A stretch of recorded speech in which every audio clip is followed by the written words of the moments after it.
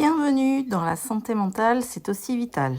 Une série en 7 épisodes pour réfléchir, partager et agir pour la santé mentale sur votre territoire, le 10e arrondissement de Marseille. Je suis Céline Adam Bartolotti, j'interviens en appui de la direction de la CPTS Vital Santé 10 pour renforcer l'organisation de la structure. Très concrètement, je travaille au service des professionnels de santé du 10e pour imaginer et mettre en œuvre des solutions utiles à vos pratiques sur le terrain, renforcer les coopérations entre vous, que vous soyez médecin, infirmier, pharmacien, kiné, orthophoniste, sage-femme, diététicienne. J'interviens aussi pour faire le lien entre les financements publics reçus annuellement et vos besoins concrets. Accompagnez également la mise en place d'actions simples, efficaces, réalistes à votre échelle avec les acteurs clés locaux. Ma mission, depuis juillet 2023, est de piloter le projet de santé du 10e.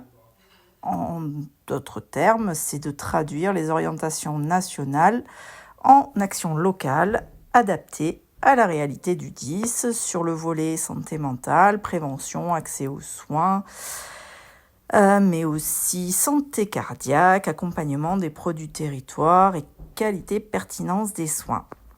Vous avez une question, un besoin, une idée, je fais partie de l'équipe coordination et on est là pour vous écouter, vous connecter au bon dispositif et vous faciliter la tâche. Professionnels de santé libéraux, curieux et attentifs aux autres, ce rendez-vous bimensuel est pour vous. Chaque épisode vous donne des clés pratiques adaptées à vos contraintes de terrain pour mieux accompagner les patients en situation de vulnérabilité et de fragilité. Aujourd'hui, épisode 5, Père aidance et lien social vers de nouvelles pratiques. Allez, c'est parti. Un point contexte déjà sur le territoire du 10e arrondissement. Les besoins en santé mentale sont croissants, comme nous l'avons vu dans les précédents épisodes. Isolement, précarité, rupture de parcours, souffrance psychique, souvent silencieuse. Nous avons besoin de relais humains de proximité pour maintenir un lien entre les professionnels et les personnes en souffrance. C'est là que la Père aidance devient une solution concrète, car elle s'inscrit dans le parcours santé mentale du 10e en cohérence avec les objectifs du plan territorial en santé mentale. Repérer plus tôt, créer du lien et sécuriser les parcours. Plus précisément, la Père aidance, c'est le soutien entre pairs, personnes ayant traversé des troubles psychiques qui sont formées pour accompagner d'autres personnes en souffrance. C'est une pratique reconnue par la HAS, donc la Haute Autorité de Santé, l'OMS, l'Organisation mondiale de la santé, les ARS, les agences régionales de santé, qui encouragent son développement.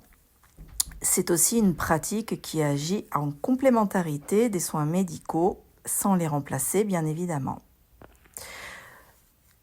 Dans notre partie Parole d'expert, nous allons à la rencontre de Nicolas Montanard, qui répond à quelques questions. Je vous laisse en sa compagnie. Bonjour Nicolas, bienvenue dans notre 5e épisode de la santé mentale, c'est aussi vital, et cet épisode donc a la thématique la Père aidance et le lien social. Et comme vous êtes un expert en Père aidance, je suis très heureuse de vous accueillir et de vous permettre de faire ce témoignage pour les pros de santé du 10. Je vous laisse nous dire un petit peu plus qui vous êtes et ce que vous faites actuellement. Donc bonjour, je m'appelle Nicolas Montanard. Je suis médiateur de santé père auprès de la plateforme Esper Pro. Donc c'est le E de espoir, le S de soutien, le P de plaidoyer, le E de empowerment et le R de responsabilisation. Ce sont les 5 piliers du rétablissement. Avant ça, j'ai eu une première carrière jusqu'à l'âge de 30 ans. Pendant 11 ans, je n'ai pas travaillé. suite à des problèmes de santé, burn-out, puis après hospitalisation, et j'ai su que je vivais avec le trouble bipolaire. Et depuis 2022, je suis passé par la couveuse d'Esper Pro pour ensuite être mise à disposition dans des structures. Donc j'ai travaillé dans une clinique au service de réhabilitation psychosociale, où j'animais des ateliers rétablissement, et aussi dans une unité mobile d'alternative à l'hospitalisation qui est située dans le 8e, 9e et 10e arrondissement, Ulysse, et qui dépend de la PHM. D'accord, super. Et depuis combien de temps vous êtes père aidant pour ces deux structures? Alors, j'ai été... j'ai commencé en étant bénévole une journée par semaine pendant 7 mois entre 2022 et 2023 Ouais. dans l'unité mobile Ulysse. D'accord. À partir de juillet 2023, je suis passé à mi-temps à l'unité mobile Ulysse en étant employé par Esper Pro, donc mise à disposition. Génial. À partir d'août 2024, je suis passé à temps plein. Donc, j'étais un jour à la clinique, 2 jours et demi, ça dépendait des semaines parce qu'il y a aussi une analyse de pratique, une semaine sur 2, à l'unité mobile, et 1 jour et demi au siège. D'accord. J'ai tenu 6 mois. Ah ouais, Et au bout de 6 mois, en février 2025, j'ai stoppé l'activité d'une journée à la clinique pour me concentrer sur mes 2 fonctions découpées en 4 missions. Oui, donc en fait, vous avez un planning encore chargé et vous êtes donc polyvalent, comme on s'est dit tout à l'heure. Ouais. J'essaie d'être flexible. Ouais. Sans être totalement dans la suradaptation. Voilà. Ouais, c'est bien. Oui, ouais, voilà. J'essaie d'avoir à des moments d'être là pour le service, ouais. Et à d'autres moments d'être en autogestion. Oui, voilà, pour pas vous mettre dans le rouge alors que vous êtes là pour quand même aussi aider votre prochain. Donc, pas aider à n'importe quel prix. Ouais, j'entends. Merci pour cette présentation, Nicolas. Donc, on va rentrer dans le vif du sujet. Pour vous, c'est quoi la paire-aidance ? La paire-aidance, pour moi, c'est un rôle. C'est le fait de pouvoir aider son prochain dans ses difficultés du quotidien liées à une pathologie, liées à des difficultés de vie, surtout en lien avec la santé. Il s'avère que moi, je suis père aidant en santé mentale. Je vis avec le trouble bipolaire et de l'anxiété. Ouais. Et je peux aider des personnes qui entendent des voix alors que j'en entends pas, Ouais. ou qui ont pensé au suicide alors que ça m'est jamais passé par la tête. D'accord. C'est peut-être pas la plus jolie image, mais je n'ai jamais pensé au suicide. Ouais. Mais l'idée, c'est d'être une personne ressource pour des personnes en crise, Ouais. ou en quête de sens. Pour vous, vous êtes complémentaire du soignant parce que vous êtes sensible dans la détresse que vit l'autre, même si c'est pas la même pathologie que vous ? Oui, j'ai l'impression de parler à peu près la même langue que la personne qui est en prise en soin. Je dis pas prise en charge, moi je dis prise en soin. Ouais, moi pareil. Nous agissons en polyphonie, donc Ouais. plusieurs praticiens. Ouais. Donc je suis beaucoup plus dans le care, mais ça n'empêche pas que les personnes qui soient dans le cure soient aussi dans le care. Ouais. Et l'idée, c'est d'avancer à plusieurs et avec plusieurs corporations. Plusieurs personnes, plusieurs corporations. Ouais, différents regards pour qu'il y ait plus d'impact. Et justement, transition avec la deuxième question par rapport à l'impact. Donc, l'impact sur le lien social, vu que c'est la thématique aussi de notre épisode, et le rétablissement. Donc, la paire-aidance que vous faites au quotidien auprès des personnes qui en ont besoin. Quelle est la valeur ajoutée, l'impact sur le lien social que vous arrivez à mettre en place et sur le rétablissement de ces personnes-là ? Comment la paire-aidance aide à sortir de l'isolement ? selon vous? L'idée, c'est que la personne qui est suivie, donc en l'occurrence là c'est dans l'unité mobile de crise, puisse se rapprocher des personnes de son réseau. Donc nous organisons des dialogues, des rencontres réseau, pour qu'au moins le dialogue se fasse et que tout le monde puisse déposer. Ce qui ne signifie pas forcément, l'idée n'est pas forcément de trouver des solutions, mais l'idée est de pouvoir au moins se parler. Il y a la possibilité aussi de proposer des activités du milieu ordinaire et du réseau de santé communautaire qui est riche à Marseille. Donc quand je parle de milieu ordinaire, je parle tout autant de boxe ou de danse comme d'ateliers d'écriture. Ou de n'importe quel sport dans la ville en plein air, une activité artistique.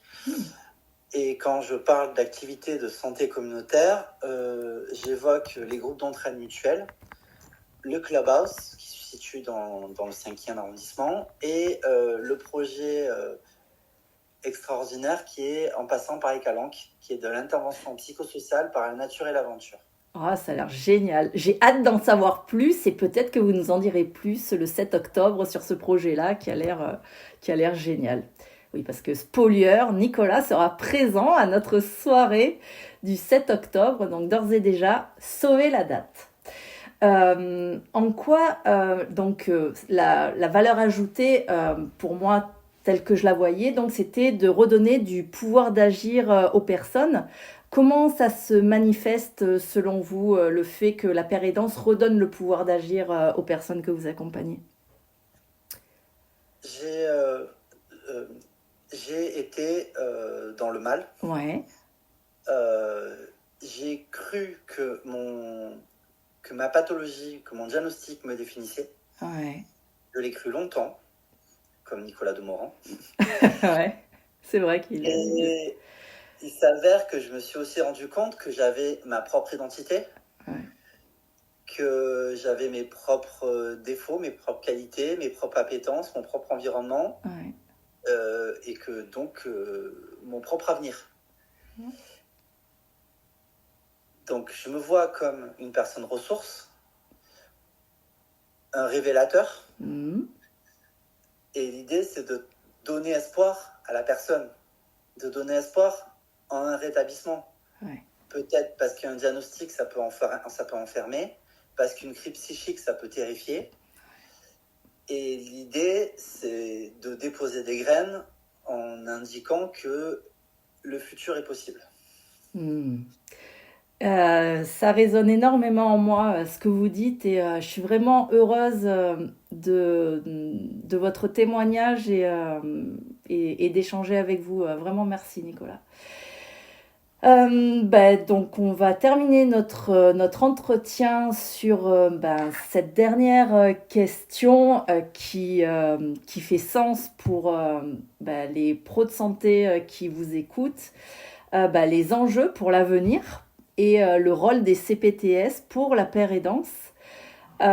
Comment en fait on va pouvoir créer des synergies entre paire aidance, CPTS et plan territorial de santé mentale.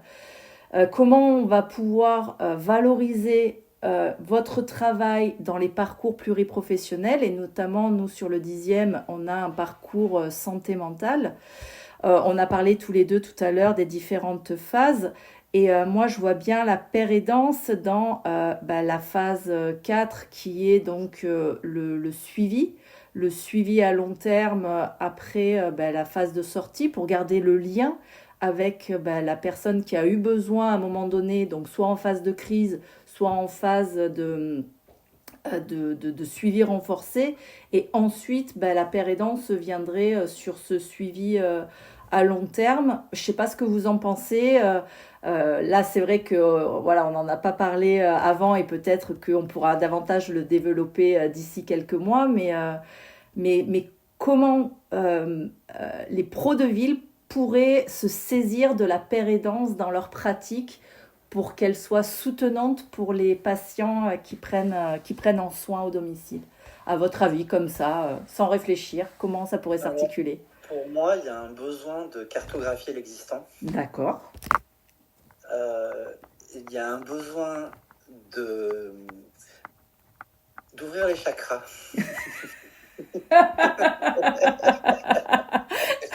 Ouais, je comprends bien ça. Alors, quand je parle d'ouvrir des chakras, c'est l'idée de décloisonner. Oui, bien sûr. Voilà. Donc, je considère que vaut mieux archipéliser qu'être chacun dans des chapelles. Ouais. Et si chacun... Alors là, je suis vraiment dans le conceptuel. Ouais. Si chacun a une pirogue et va d'île en île, c'est toujours mieux que le fonctionnement par silo. Ouais, carrément. Mais je trouve ça super joli, archipélisé. L'huilisation. Ouais, ça existe réellement ou vous l'avez créé, c'est un néologisme? C'est une philosophie d'Édouard Glissant qui était un philosophe antillais. Le fait d'archipéliser, c'est le fait de décloisonner, le fait de favoriser les échanges et les interconnexions. Et je trouve que dans nos territoires, l'interconnexion n'est pas assurée. Rien que pour la mobilité, elle n'est pas inclusive. Ah non, carrément pas. Mais ça ouvre des perspectives immenses et je trouve que c'est une belle ouverture à réfléchir et à travailler ensemble pour de prochaines aventures. Merci beaucoup Nicolas pour votre témoignage, pour votre temps, pour avoir répondu de suite, à notre proposition. Et je vous laisse conclure notre entretien. Je vous laisse le mot de la fin. Dans mon rêve, l'idée c'est que chaque individu soit tiers et puisse aider l'autre et que nous puissions tisser des liens. Pour moi, le futur c'est l'entraide. Alors que tout s'effondre, relions-nous mieux. Merci Nicolas, merci beaucoup. De retour pour des témoignages de terrain. Après avoir rencontré des membres de l'unité Ulysse, dont Nicolas nous a parlé, et Esper Pro, également faisant partie du parcours de Nicolas, nous allons voir en quoi ces dispositifs sont à connaître et comment s'en saisir dans le 10e. Donc Ulysse, c'est un acronyme pour Unité locale d'intervention en crise et évaluation. C'est un dispositif qui est relié à l'AP-HM, donc hôpital public, et au service du Dr Beetelston Emma.